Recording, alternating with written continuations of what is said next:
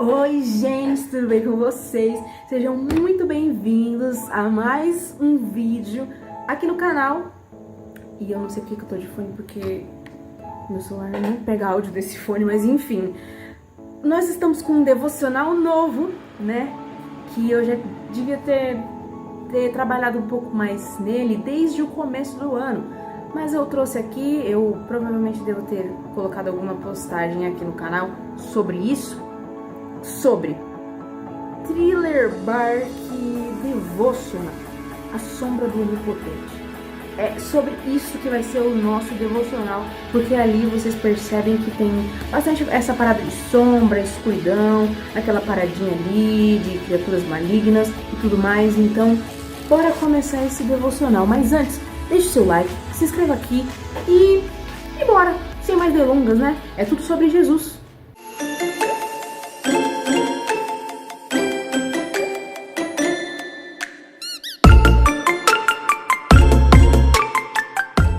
Bom, gente, vamos começar aqui com esse versículo de destaque aí, que é Salmos, capítulo 91, versículo 1, que provavelmente todo mundo conhece. Todo ser humano nessa terra tem que conhecer esse salmo, porque, gente, é o salmo mais óbvio do mundo, que é: aquele que habita no lugar secreto do Altíssimo permanecerá debaixo da sombra do Onipotente. Tem outra tradução, né, outra versão, no caso, minha versão aqui é a versão Bible King James Version, mas a versão clássica que todos conhecem é: aquele que habita no esconderijo do Altíssimo, a sombra do Onipotente descansará. Já viu, né? Então, vamos aqui começar com uma breve pergunta. O que é o lugar secreto do Altíssimo? Eu fiz aqui um script exatamente sobre isso, porque foi muito fato que Deus falou, muita revelação, muita coisa que eu nem sabia, mas é isso aí. Deus quer falar com vocês e bora lá. Bom, o lugar secreto do Altíssimo é aonde Ele pode ser sincero e transparente com você. A partir do momento em que Ele não tem mais esse acesso na sua vida, significa que você deixou o lugar secreto, certo? O lugar secreto, obviamente, é um lugar escondido, que ninguém deve saber o que se passa ali, já que é secreto, né? Quando você vive no lugar secreto, a sombra do Senhor ela vai estar sobre você. Mas como Deus pode ter uma sombra, já que Ele é Espírito e pura luz? Em Lucas capítulo 1, versículo 25, diz um detalhe sobre isso. E respondendo o anjo disse-lhe: o Espírito Santo virá sobre ti e o poder do Altíssimo fará sombra de ti. Por isso, também o santo nascido de ti será chamado Filho de Deus. Não tem uma coisa tão complexa assim. Eu até pensava que era mais complexo do que isso, mas não é tão complexo assim. Porque como é que Deus pode fazer sombra se Ele é Espírito e se Ele não há trevas em Deus? Porque Ele tem um corpo. Ele um dia habitou, morou em um corpo aqui nessa terra, que é o corpo de Jesus. Deus se encarnou. Deus se encarnou. Qual é a prova disso? Em João capítulo 1, vamos começar pelo versículo 1. No princípio era a palavra, e a palavra estava com Deus, e a palavra era Deus. Ele estava no princípio com Deus. Todas as coisas foram feitas por Ele, e sem Ele nada do que foi feito se fez. Nele estava a vida, e a vida era a luz dos homens. E a luz brilha nas trevas, e as trevas não a compreenderam. Este veio como testemunha para dar testemunho da luz, para que todos os homens através dele pudessem crer. Ele não era a luz, mas foi enviado para dar testemunho da luz. Aquele que era a verdadeira luz que ilumina todo o homem que vem ao mundo. Ele estava no mundo e o mundo foi feito por ele e o mundo não o conheceu. Ele veio para os seus e os seus não o receberam. Mas todos, a quanto o receberam, a eles deu o poder de se tornarem filhos de Deus, aqueles que creem no seu nome. Vamos agora pular para o versículo 14, que diz assim: e a palavra se fez carne e habitou entre nós, e nós contemplamos a sua glória como a glória do unigênito do Pai, cheio de graça e de verdade. Pum! A prova aqui de que Jesus, ele se fez carne. E aí eu fiquei pensando aqui agora, Deus falou uma coisa aqui interessante, porque lá em Thriller Bark nós vemos que o cara lá das sombras, lá o Moria, ele pegava a sombra de uma pessoa, que basicamente era a segunda alma da pessoa, né? Roubava a sombra da pessoa. Essa pessoa não poderia ficar exposta à luz, porque senão ela ia ser obliterada, entendeu? Ela ia, tipo, queimar no sol. Porque, tipo, se não dá pra fazer sombra, então, tipo, o que seu corpo tá fazendo por aí, entendeu? Vagando por aí sem sombra, você é um fantasma, caramba, entendeu? Então, é basicamente assim, quando nós não temos a sombra do Onipotente, que eu já vou explicar com calma pra você entender o que significa isso, que é o seguinte: o Espírito do Senhor Jesus habita em nós, o Espírito Santo. Quando nós nos arrependemos dos nossos pecados, quando nós confessamos a Ele os nossos erros e somos purificados com o sangue dele, aí o Espírito Santo vem morar dentro de nós. Quando nós produzimos a nossa sombra, no mundo espiritual essa sombra não é nossa, essa sombra é a sombra de Jesus, é a sombra do Onipotente. Estão entendendo o que eu estou querendo dizer? Vamos chegar lá. Mas aí quando nós não temos essa sombra e nós não temos o Espírito Santo para fazer essa sombra, é como se a gente estivesse sem alma, entendeu? Como se a nossa alma estivesse morta, literalmente como se o nosso espírito estivesse morto, portanto não produz sombra. E quando a luz dele vem sobre nós, infelizmente ela acaba destruindo o nosso ser. Por quê? É muita luz, é muita santidade e ela não pode coabitar com o pecado. E o pecado, ele é o único que faz uma barreira entre nós e Deus. O único. É por isso que nós não podemos ver a face de Deus fisicamente. Porque se nós acabarmos vendo Ele, nós seremos completamente destruídos. Porque a glória dele, a luz dele é muito forte. Mas principalmente a santidade dele é muito potente. Não dá, nenhum ser humano sobreviveria se visse Deus. Nunca. Entendeu? Então é como se essa sombra, basicamente, nesse contexto de Thriller Bark, é como se essa sombra ela fosse nossa santidade com Jesus, com Deus, entendeu? E quando nós não temos essa santidade, nós estamos expostos a essa luz, nós acabamos morrendo espiritualmente, entendeu? Mas uma coisa maravilhosa diz o seguinte, no versículo 4: nele estava a vida, e a vida era a luz dos homens. Ou seja, quando Jesus ele nos traz de volta à vida, traz nosso espírito de volta à vida, é como se nós recebêssemos essa sombra de novo. A luz do Senhor pode brilhar sobre nós de novo, a esperança que nós temos de sermos salvos. E aí nós produzimos a sombra de Jesus através de nós. A sombra, nesse versículo aqui de Lucas 1:25, é como se fosse uma metáfora para poder descrever a presença de Deus e o fato de Deus estar sobre você e sobre a sua vida. Então, quando o Senhor está com você, quando você está em santidade com Deus, você tem paz com Deus, a luz dele ela brilha sobre você, ela não te destrói. Deus não destrói pessoas, certo?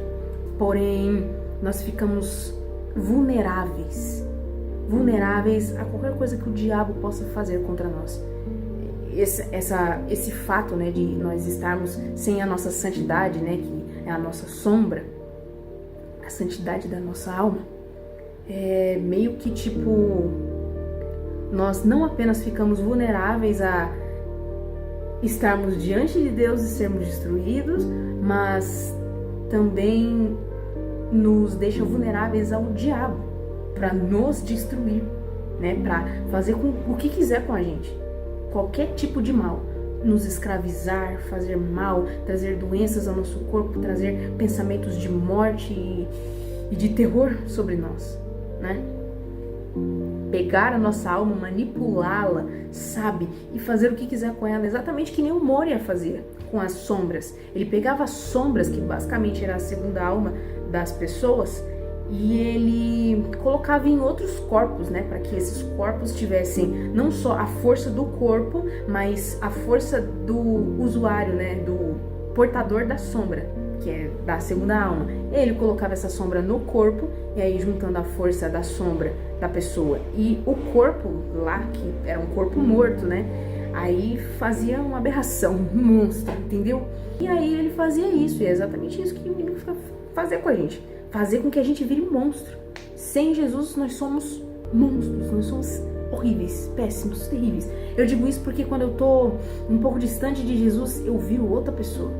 E isso é uma realidade terrível, uma realidade tensa, que eu não quero me experimentar nunca mais. Mas é terrível. Estar longe de Jesus nos torna pessoas péssimas, terríveis. Tudo bem, Vivi, você falou tudo isso sobre a santidade, sobre a nossa sombra, que o diabo quer roubar a nossa santidade, tudo mais, tudo bem, eu entendi o que você quis dizer. Mas como é que eu faço para ter santidade? Um fato muito importante que vocês precisam saber é que a santidade não está relacionada com obediência a regras, a santidade não está relacionada a fazer boas obras, a santidade não está relacionada na sua intenção boa de coração, nada disso. A santidade está relacionada com você ser um pecador, eu ser uma pecadora, e confessar os meus pecados, os nossos pecados a Deus, confessando: Jesus, eu sou péssimo mesmo, eu peco mesmo, eu sou ruim, eu tenho orgulho, eu sou muito orgulhoso, eu sou arrogante, eu pequei, fiz o que não deveria e eu gostei, e eu te peço perdão e peço que o Senhor me purifique.